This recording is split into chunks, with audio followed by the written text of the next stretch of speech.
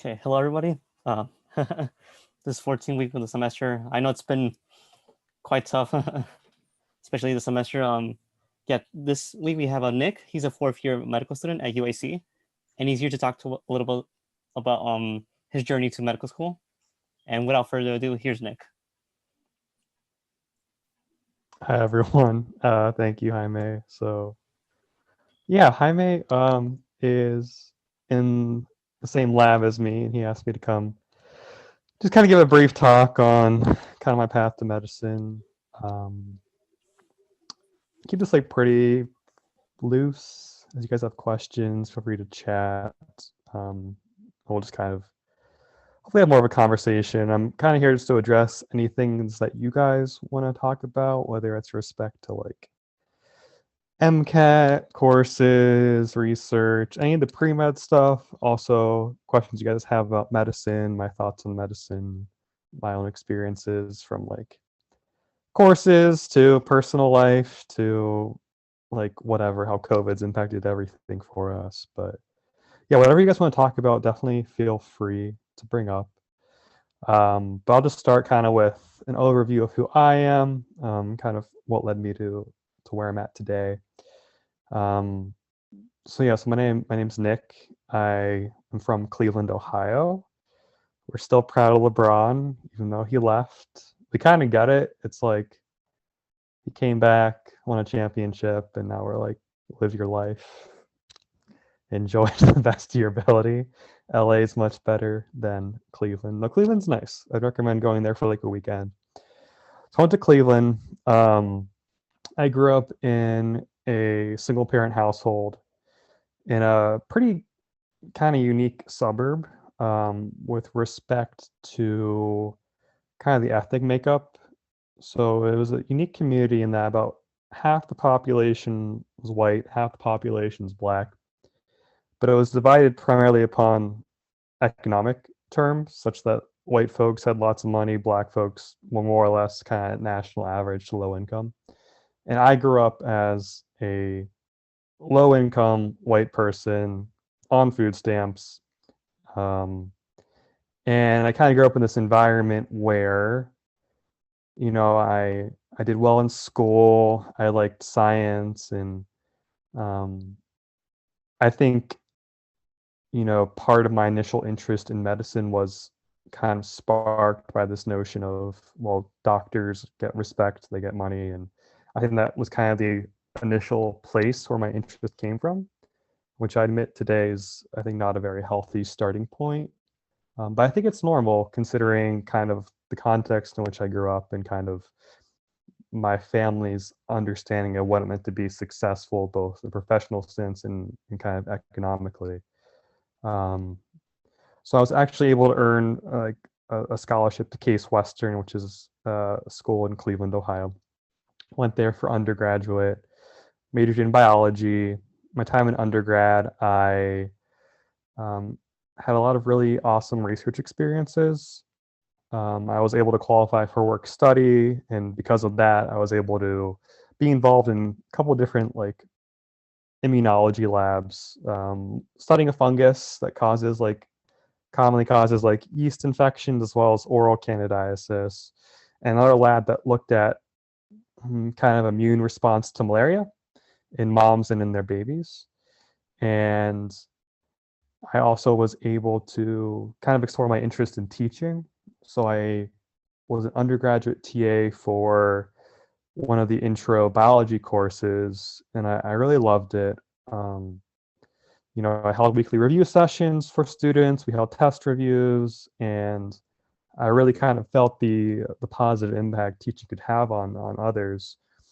And I majored in biology. I had all the prereqs done for med school, but I kind of came to the realization at this point that the reasons I had the prestige and kind of the money of medicine, for me at that time wasn't, I think, it didn't really make sense to me. Um, and I like teaching, so I decided to do Teach for America, which is like a teacher education program. I highly recommend to anyone. It's a little rough because you kind of spend the summer and they give you full overview of what teaching involves. Then you get to start teaching. So I did that, and I was assigned to a school in the west side of Chicago. And first year was really rough, really hard, but I ended up teaching for 3 years, and I loved it. It was the things I was looking for in a career. It was a pretty solid salary, good amount of time off, meaningful work. I ended up teaching biology my first year, middle school science my second year, and then physics, AP physics my last year. Um, Middle of my second year, I kind of had a realization of, I'm having a lot of positive impact in this role, but as a teacher, you are kind of limited to, and not to take away from the, opportunity to kind of impact, young people and their perception of science. But I kind of realized I didn't necessarily want, more prestige, money, things of that nature. I did want to have the ability to be able to kind of spread a lot of ideas that I care about on a larger scale. And I think that notion combined with seeing the healthcare needs of my students, particularly mental health care needs, led me to take the MCAT my second year after teaching, and apply to medical school. Um, and I think in leaving the classroom, going to medical school, my whole focus was, and continues to be to this day, is, you know, I believe that all people, regardless of how much money they have, deserve high quality healthcare. And that's primarily why I decided to leave the classroom. So in entering medical school, I chose to go to UIC because the program really aligned with these values. UIC serves all persons in Chicago, and I was able to be part of this program called the Urban Medicine Program, which lets us look at health disparities, the barriers folks have in accessing care, um, and really prepares you to serve low-income communities in like a city setting, like where I was from and where I was teaching. Um, in medical school, I pursued other avenues, looking at primary care and working with low-income communities. So I joined this program called the Education Centered Medical Home. So for that, I volunteer or help in a clinic at Miles Square, which is a federally qualified healthcare center, meaning that all people that are attending this clinic, they're able to receive healthcare services regardless of their income, whether they have insurance status or not. And I was really able to see a lot of clinicians that are deeply committed to the work of providing healthcare to all people. I was able to join the Students for a National Healthcare Program, um, which is part of a larger group called Physicians for a National Healthcare Program, which promotes the notion of a universal healthcare system, the notion of Medicare for all, and the idea that, again, medical care is not some luxury item, but is as a right that, we, as being in the richest country in all of Earth, deserve, regardless of where you're coming from, high quality health care. I also had a really large interest in psychiatry going into medical school. And that's how I ended up kind of volunteering in the lab that I met Jaime through. And while my interest in psychiatry continues, I've found the route that's best for me is family medicine. In that family medicine, you're dealing with prevention of disease, which I think is highly important. You're dealing with mental health, but you're also dealing with all other aspects of people's health. And one area that I kind of see myself heading towards, as I'm now currently applying for residency, is addiction medicine. So just a quick plug for addiction medicine. I think our notion of what addiction means has really shifted over the last 10 years with the opioid epidemic. Um, if you look back to the 80s, 90s, previous like presidential administrations kind of policies towards addiction was that it was a moral deficiency, was that we just need to tell kids say no to drugs and we need to be hard on crime. And what we found is a lot of those policies were detrimental to particular subsects of our society. And they really aren't that efficacious in helping the folks that are struggling with addiction.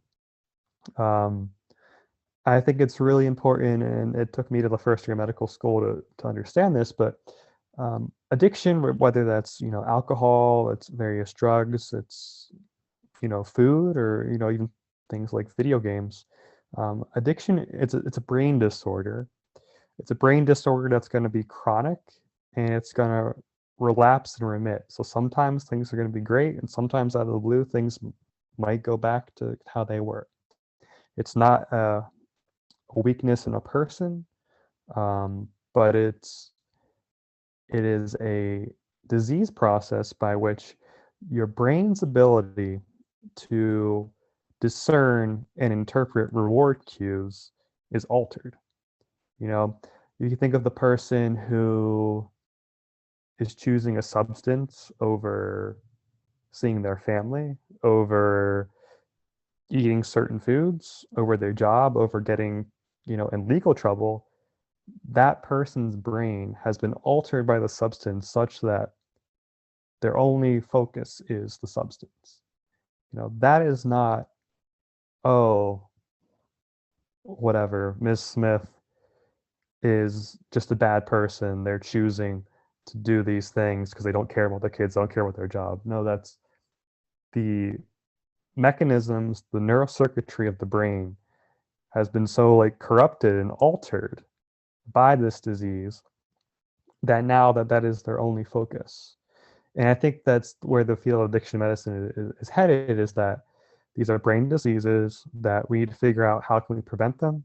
How do we, reduce those cues and kind of work to restructure that neurocircuitry to help people, get out of and cope with, and hopefully one day be able to treat entirely, um, you know, addictive disorders. So I'm really passionate about that. I chose family medicine as a field broadly because I found that um, the people that go into family medicine were the most kind of down to earth. Um, it's interesting is that I think a lot of people choose medicine still for prestige, and I think that's fine. I think as long as you're honest with yourself as to what your intent is for going into the field, um, that's between you and you. I think as long as you're a good doctor, you're invested in your ability to provide the best care of your patients, whatever your reasons for going to medicine are, that's personal. Um, but I think that in medicine, I've found there's a culture of kind of gravitating towards like what's the next thing, the next most prestigious avenue, and they kind of manifest in people's residency application processes. I mean, a lot of people go into medicine and the first thing they want to do is, oh, I'll be a cardiologist. So, well, I want to go into cardiology. I have to do a good IM residency. I have to then get a good fellowship in cardiology. And yeah, I think at times, I had those feelings. And I think that's normal. We're all like really driven people that want to do well and, you know, really feel accomplished by like our academic achievements. But, um, I kind of reached a point where I've worked really hard to get here. I've been through quite a great deal. And the people in family medicine were nice and kind to me and really respectful of me as a learner. Um, and they shared the same values of me with respect to what healthcare is about. And while family medicine, I, understand is less prestigious, I think the amount of people that are happy in it are able to earn an income that is more than enough to, provide for your family's needs. um, it's a pretty great field. You can do a lot in family medicine. You can do outpatient clinic experiences. You can work predominantly inpatient. You can work in the ER. If you want to do stuff with kids, you can work more with the peds population. If you want to, help give birth, the birthing of babies, you can have a big focus in obstetrics. You can even go into doing C-sections and really advanced OB procedures with a family medicine background and fellowship. Um, the job market for family medicine is really robust right now. You can pretty much get a job anywhere. I think family medicine's here to stay. I know there's concern about, kind of nursing and nurse practitioners, perhaps taking some jobs, but I've not found that to be the case. And I think moving forward, if anything, we'll kind of see an even increased need for family medicine physicians. Um, so yeah, I really like the people, I like the values, I like the career flexibility, and I also really enjoyed not narrowing my focus to just one body part.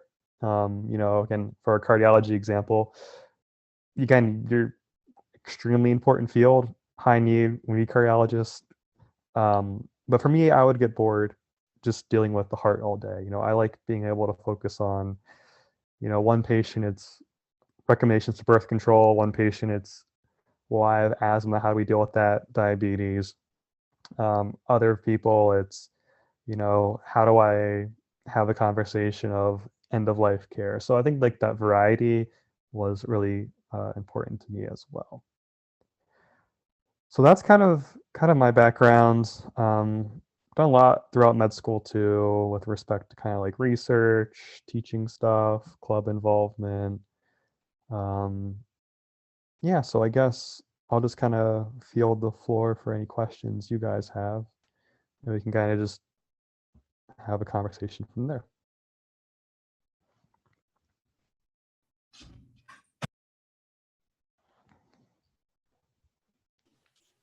And if you don't feel comfortable like talking in the chat and like in the microphone, you could just type it up in the chat too.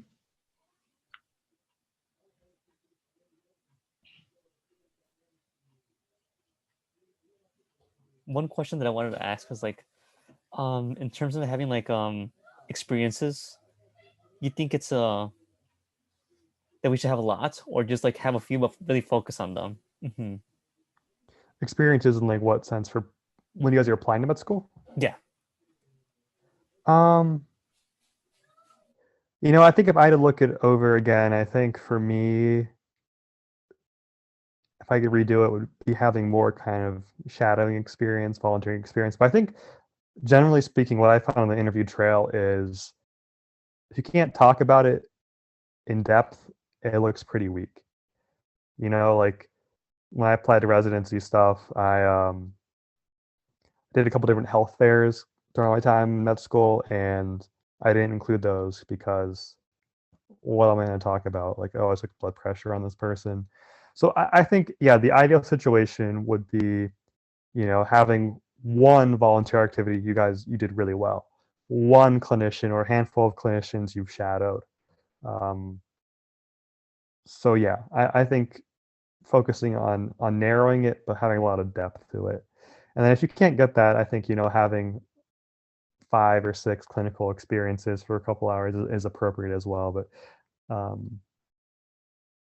yeah, I think ideally you'd have less broad and more kind of focused.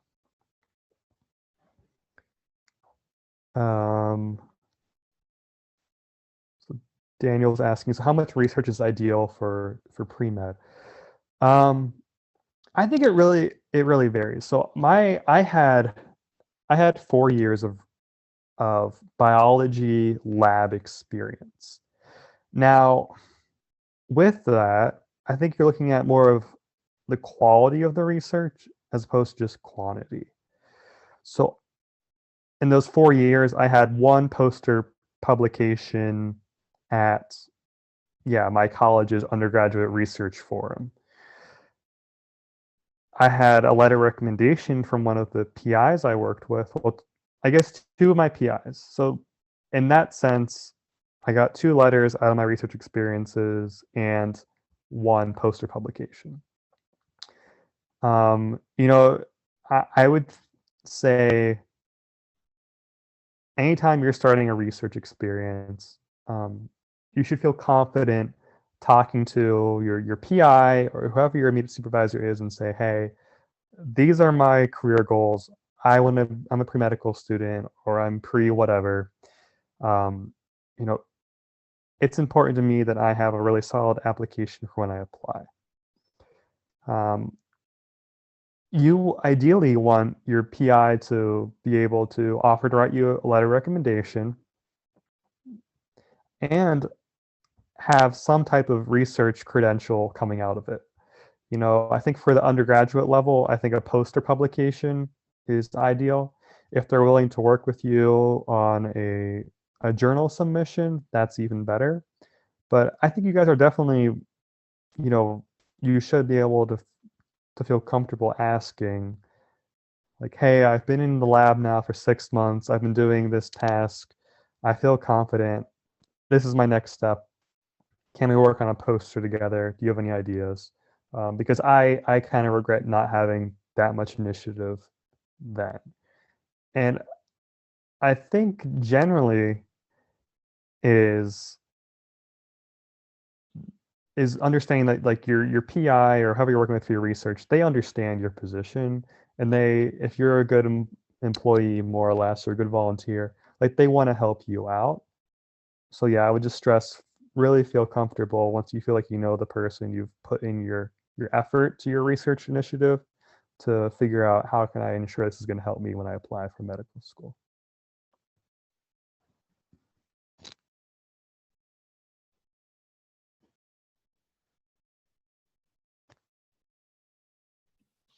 I think most of our members are pretty like freshmen or like sophomores around that.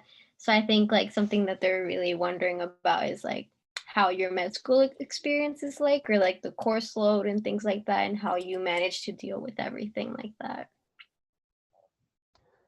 Yeah, so I say that med school is kind of divided into 2 parts. Well, I guess 3 parts.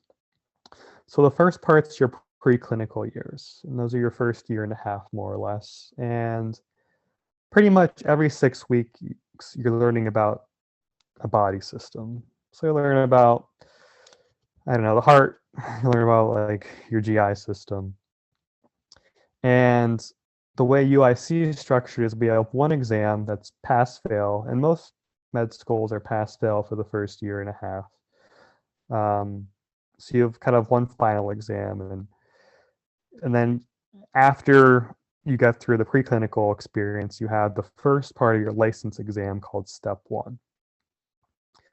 So Step 1 is recently changed to a pass-fail test, which I think is really good because it was really stressful before and your score mattered a lot for residency, but for you all, it'll be pass-fail.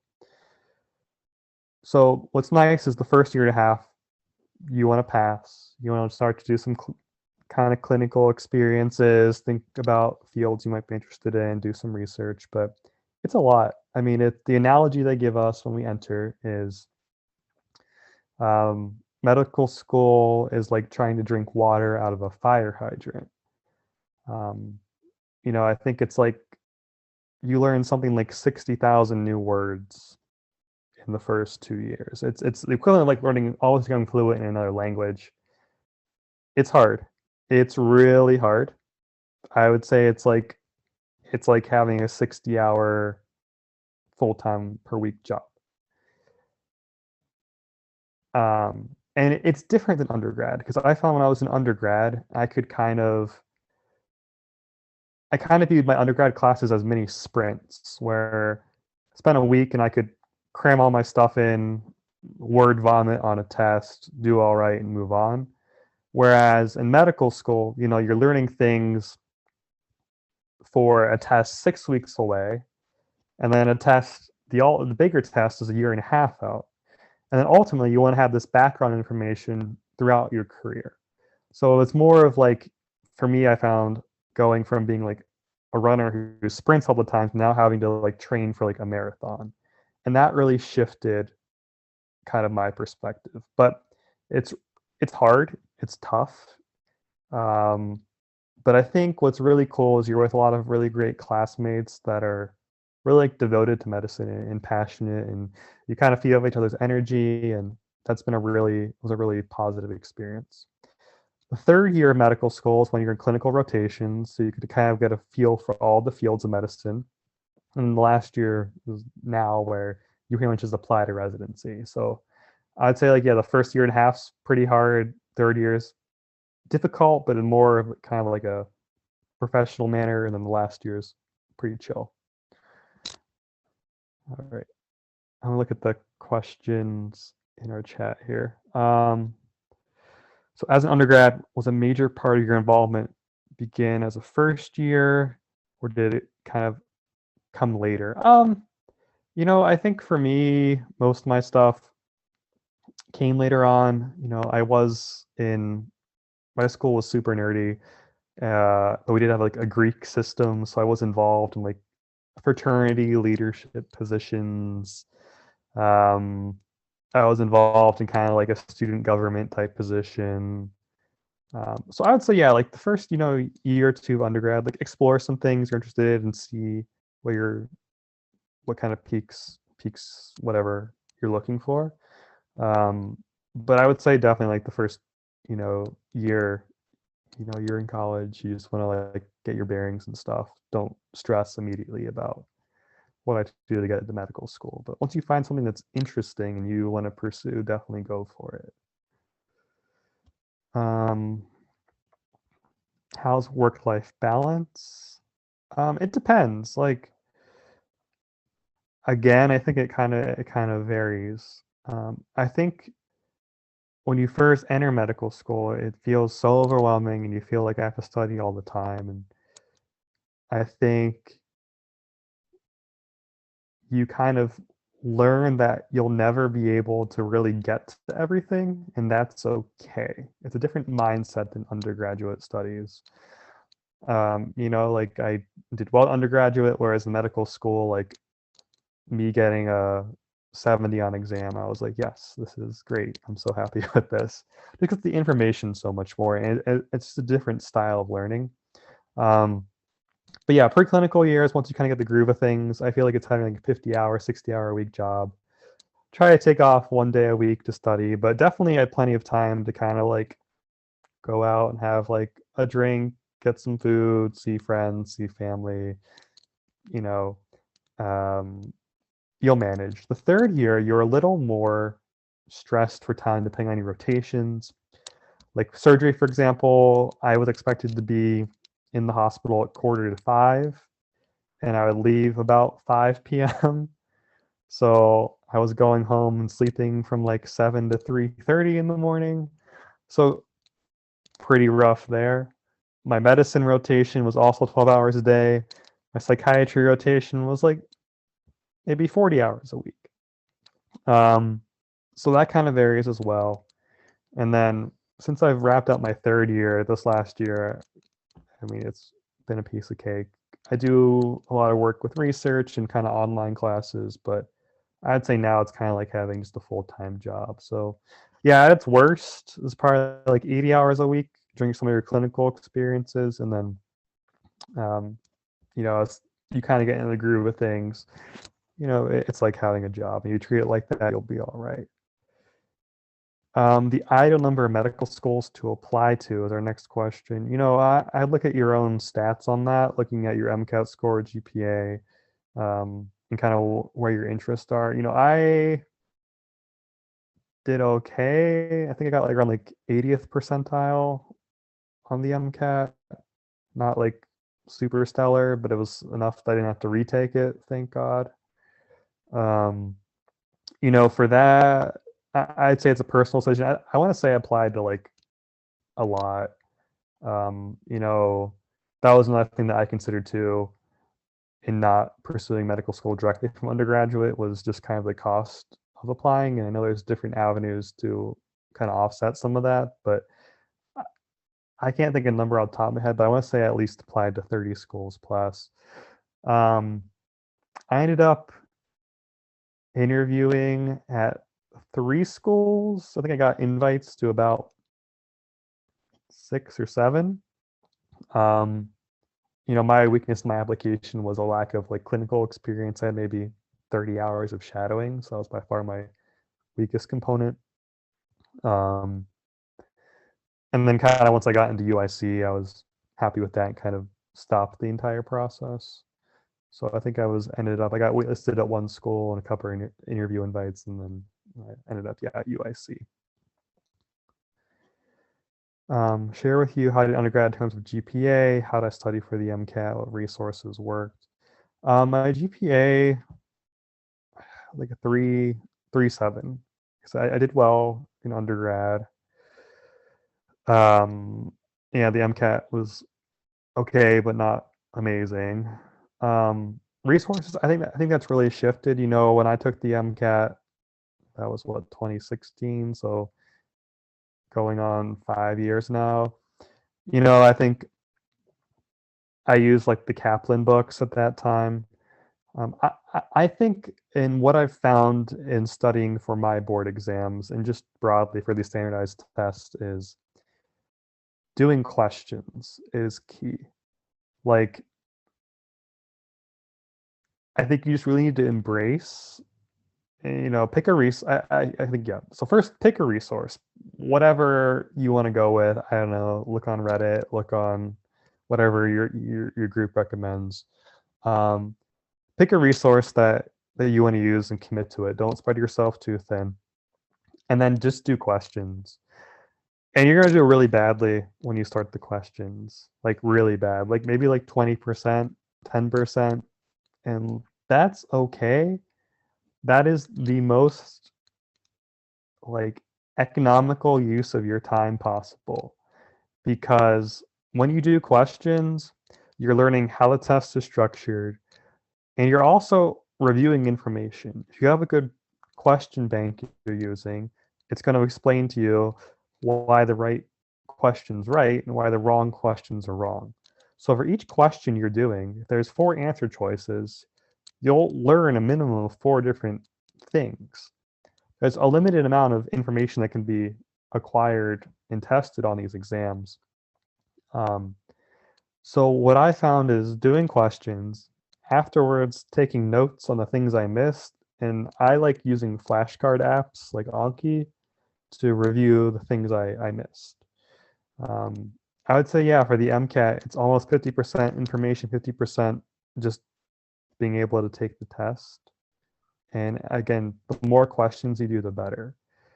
I think, again, the hardest part is just the mental block of, oh, if I study a little more, I can do better. Oh, I don't feel ready. I don't want to feel.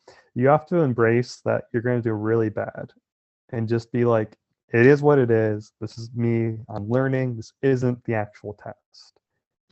I think that's the most important thing you can do to prepare yourself, is having that mindset. If I could go back and change something from my undergraduate career, what would it be? I think if I could go back, I would have reached out to have more shadowing experiences. I was really limited in not really knowing who to ask for shadowing experiences or how to even set that up. And I think, yeah, I more or less never really got around to it. I was able to see like a family doc and like a plastic surgeon, but again, minimal shadowing experiences. I think that it's a helpful experience to be able to kind of get a better feel for the field, see if it's a good fit for you. But definitely, feel free to reach out to like doctors that you want to shadow or people at the medical school, and we can look at different avenues for that. Because yeah, I think it's one of those silly things where it's like, if you do the MCAT, you have the grades, you've done the research, and it's like, well, I didn't go to a doctor's office enough, so I don't display interest. I think it's one of those like loophole or hoops you have to kind of jump through, that I think really does make a difference. So definitely recommend getting more shadowing in.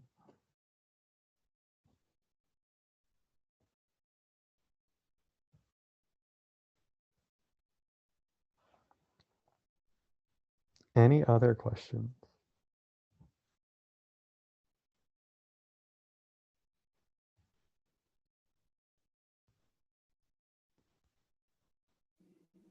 I have a question. Would you recommend considering a post-bac program if you feel that your GPA, I guess your science GPA more specifically, is not competitive enough?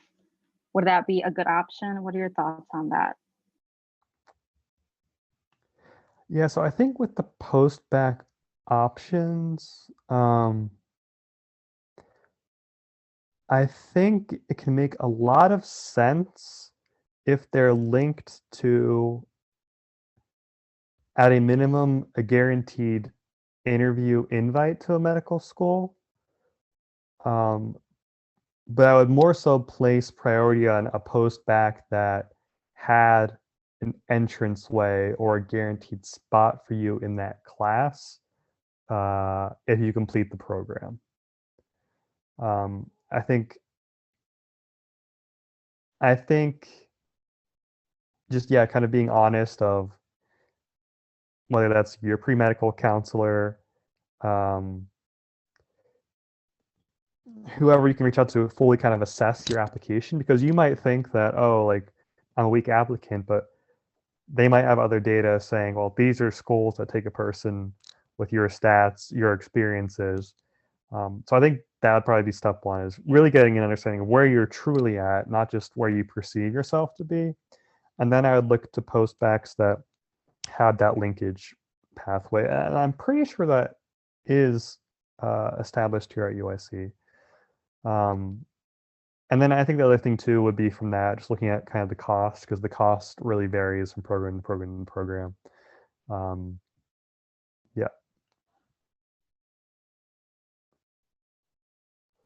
Okay, thank you. I also had a question. You're talking about the difference between a post-bac and then getting a master's, because I know they're two different things, correct? They can be. I mean, post-bac programs can result in like a degree of like a master's in anatomy or like a master's in like medical studies. Um, and there are others that are like more linked to like if you're, I'm pretty sure if you like, oh, I might want to consider research interest, there are some that are more kind of research focused, but I think typically for post-bac programs, they're, again, like you were saying, people that either didn't quite have the stats they wanted to before they applied to medical school, or people that kind of changed careers. Like, I used to be in art and then I got an interest in medicine, and they're typically like 1 to 2 year programs where you kind of redo a lot of the pre-medical courses, and some you actually take some courses alongside medical students, um, just to kind of show that I want to go to medical school, and also I have the academic ability to do well once I get there.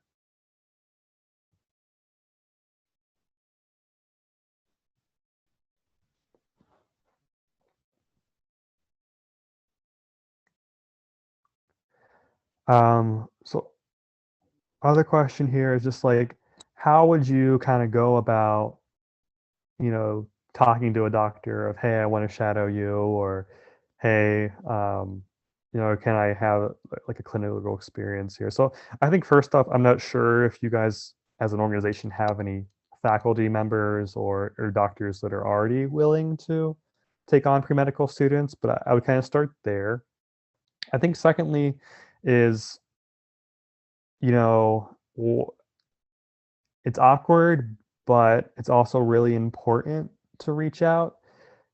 And I think the avenue that works best is kind of starting with emails to faculty or emails to doctors that you're familiar with, either from like volunteering or um, you know have been involved with kind of the pre-medical components at UIC. But you're also allowed to like reach out to um, just faculty that you see on UIC's medical school. Um, And yeah, I think just, going with an email of, hey, this is who I am. This is a little bit about me as a person. I have an interest in medicine. I'd like to gain more shadowing experiences, learn more about medicine. And I think a lot of people will respond like positively to that. Again, always like keeping in mind that as long as you're a polite, nice person, um, these people have been in your position where you're trying to get into medical school, you're trying to pursue this career. They understand this is part of the process. So don't feel like, oh, I'm going to be bothered them, or, oh, they're definitely going to say no. But I think just kind of reaching out and moving forward. And then I can reach out to some of our student groups here at the medical school. I can get that information to Jaime just to kind of go over some avenues for that as well. But yeah, you guys feel confident, reach out to people. Even though I understand that it feels weird and you're like, oh, I'm just going to be annoying them. It's like, no, you chose to go, you're choosing to go into medicine, you're choosing this career route, and um, you know, it's a process. You go from pre-med to medical student to resident to fellow to attending physician, and good doctors, people that want to see the medical community to continue to grow, continue to explore new ideas, figure out better forms of healthcare. Like, they want to encourage the next generation and be there to support you as you go.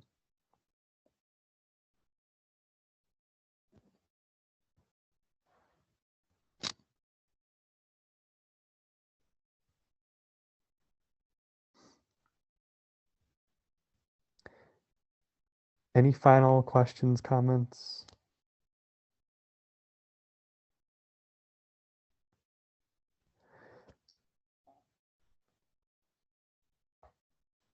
Well, feel free, if you guys have any other questions, things that come up, to email me. Jaime can send out you guys my email address. Anything at all, I'm happy to chat, either through email, Zoom, phone call, any of that. And yeah, any way at all I can be of help to you as you guys start to figure things out, just let me know.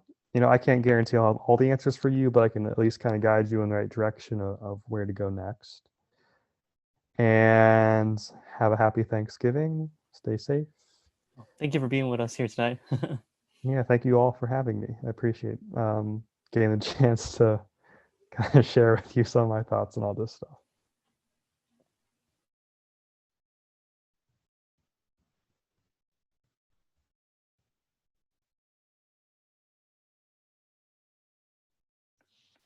So that's it for like the meeting. If you guys have any other questions, you guys could just email.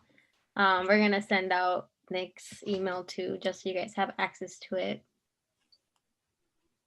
Okay. Have a nice weekend and take care. Bye.